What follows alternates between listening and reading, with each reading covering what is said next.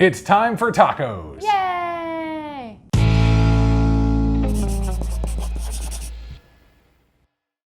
Welcome to Crocs in the Kitchen. I'm Jessica. And I am Brian.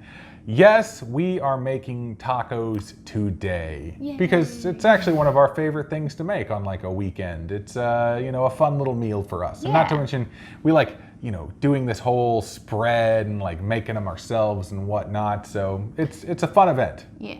So we basically had almost everything ready to go. The only thing we really had to make were the taco shells, and they were super easy. So we like to use these white corn tortillas that we get from Trader Joe's, and the only ingredients are, I believe, stone ground white corn, water, and lime. So those are the only 3 ingredients in the tortillas. You can find, Trader Joe's is not the only place that carries that. You can find those pretty much standard any grocery store. Just make sure you look at those labels because they do like to throw a lot of extra ingredients in there. Yes. But yeah, if you basically start with that, you're off to a good start. And then you just preheat your oven. What was it? 375. Yep, 375. And then you take the tortillas, you place them directly onto the rack. Yes. And they will sort of naturally heat up and fold down into beautiful taco shells. So this is where I have to interject with my safety warnings. You guys know I like to give my warnings. So we've done this a few times, and it's definitely not, it's kind of dangerous to try to put these onto the rack and make them balance and everything. We've gotten really good at it, but my best advice is to make sure you're wearing a pot holder whenever you're handling the rack, obviously, because that's just smart. But you also want to make sure that you use tongs when you're putting them onto the rack. So basically what we do is kind of just put them in the tongs and bent over and then let them down onto the rack.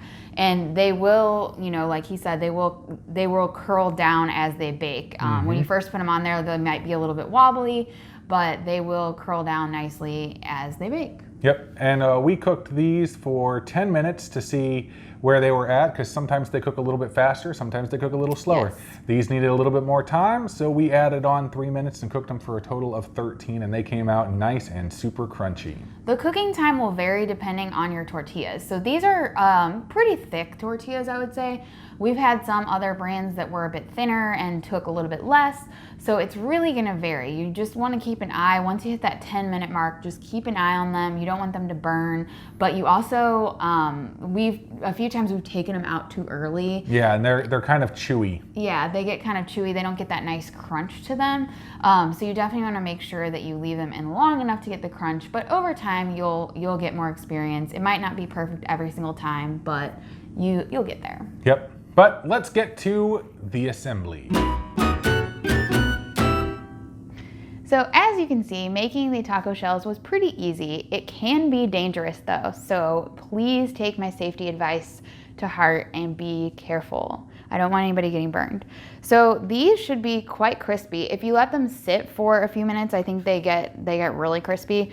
Okay, so you can see it's kind of gonna be hard to fill this. What I like to do is just go ahead and snap it in half like this. Oops, just graceful like that. But you can hear how crunchy that was. This will just be a little extra.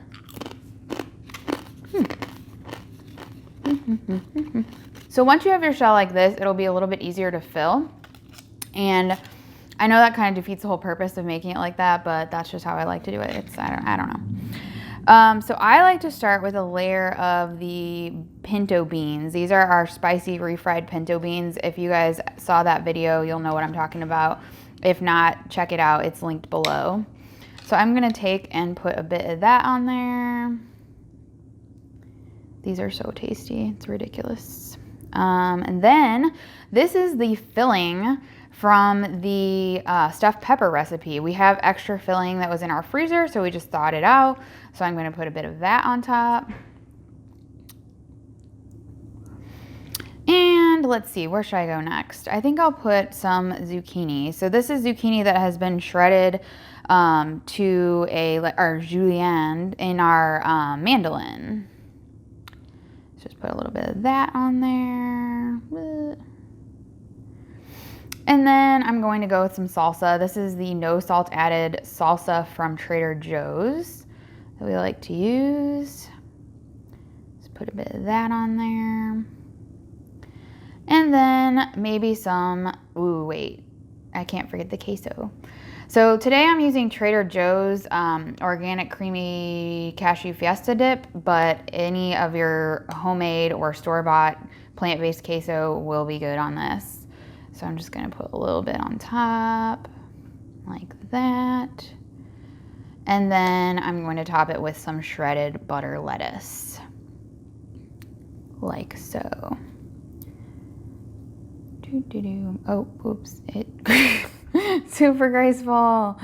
Get that out of there. Okay, so then you can just take your other half of your shell and then just kind of squish it down, and you have your taco. I mean, it's just loaded. It's gonna be super crispy. It's gonna be really hard to eat, but it's gonna be fun and taco-like. Well, Jessica, that was a lovely demonstration on how to build a nice taco. And we've got 3 lovely ones right here. Yes. So I like that. They are overflowing, so this ain't gonna be pretty. No. But then again, I mean, most tacos that I've eaten in my life have not been easily eaten. So Yeah. there you go. Taco for you.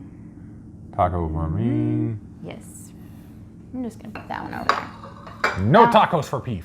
Maybe that one's for Peef. No, it's not. It's for me, and we all know it.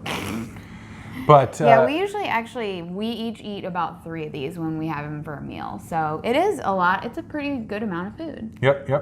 All right. So You want to go ahead and try it in? first? Yeah. Dig in. You go ahead and take a bite first, so that way we're not just both eating at the exact same time, because that would be a little weird in my opinion. What? And yet we do it in our videos.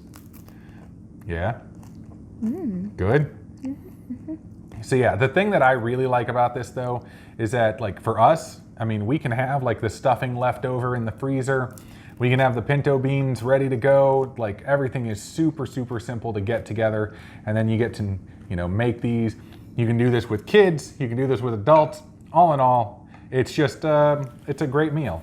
It reminds me of times back when I was a kid and my mom used to make tacos or burritos and stuff like that. We used to make them up there by the stove, just standing there. It was awesome. But yeah. It's so easy because it's so versatile. You can really just swap in anything that you want. We've just put leftover stuff we had from our salad bar that we keep in our fridge every week. We'll just put whatever we find from that in there to whatever shredded or chopped veggies we have. But my favorite part of this, I would say, are these 2 things here.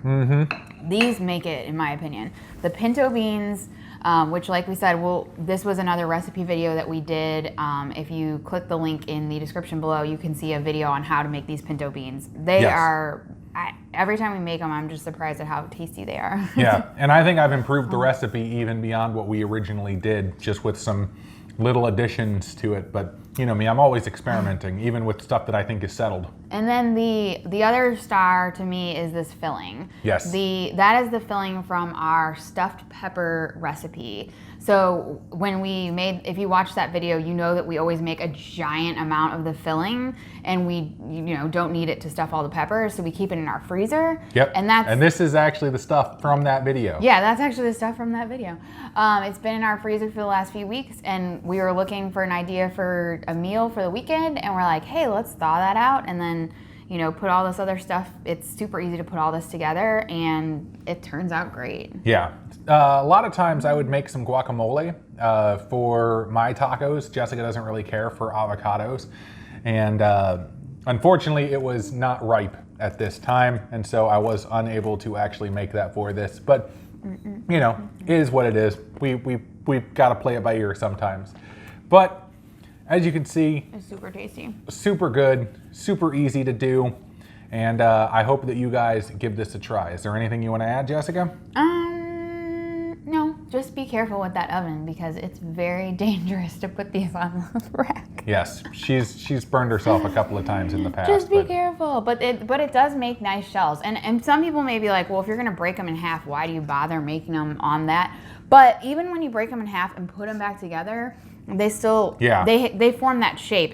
Brian actually likes to do them flat. Yeah, I like actually couple of things you can do. You can, like for our oven, you can put it over two of the rack there, and it gives you a bigger opening. Or gives you a like lot a of times, flat-based taco shell. A lot of times, I actually just will toss the tortillas in, and I'll bake them flat and just have a tostada or something like that. But I mean, it's really just whatever you want to do with a normal corn tortilla. Heck, we could just heat up the corn tortillas with a little bit of moist paper towel, and just have soft tacos. But we decided to go for crunchy tacos. Make them crunchy. You can also make chips out of it. Super easy. Yeah. You just cut them up and basically bake them for the same amount of time, and in like little triangles, they're really good nachos. Yep. So yeah, you can make a bunch of different kind of meals out of all this stuff. Yep. Either way, please subscribe to the channel if you haven't done so already, and do those other cool things like liking the video and sharing it out to whatever social media site you want to share it out to. It all works for us. But speaking of social media, please follow us on all of our social media platforms, including Facebook and Instagram, which is still one thing that Jessica absolutely loves to do, getting those photos up and posting those Instagram stories and interacting with you folks who actually send us comments and messages and whatnot. And photos when they make our recipe. We love it when people tag us in their photos. Well, yeah, we will generally always tag people back, right? Well, tag people back. I don't know the lingo. We'll share them. So like if you post a photo on your feed of our stuff, I'll share it to our stories or that kind of stuff like that. We love seeing all that stuff. Yes.